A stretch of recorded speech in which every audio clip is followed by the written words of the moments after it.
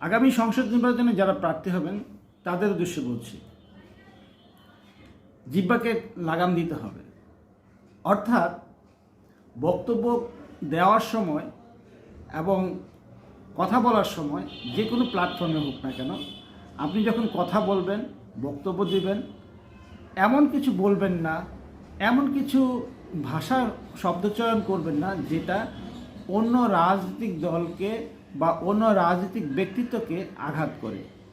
এটা কিন্তু জনগণ খুব মাইন্ড করে।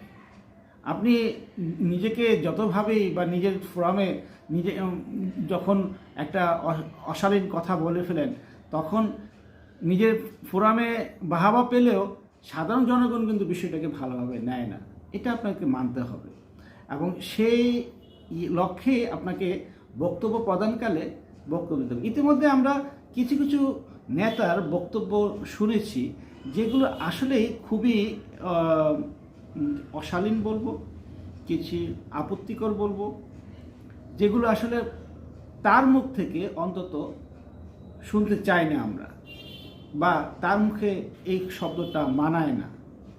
রাজনীতির মাঠেও কিন্তু সিনিয়র জুনিয়র আছে, আপনাদেরকে সেটাও তো মান্যতার দিক থেকে সেটাও তো মানতে হবে।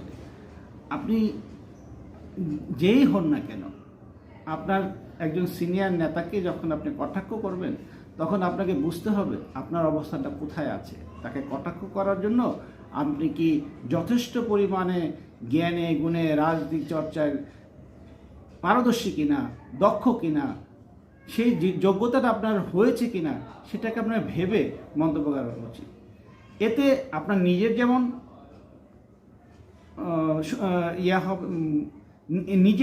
আপনার নিজের যেমন কি বলবো যে এটা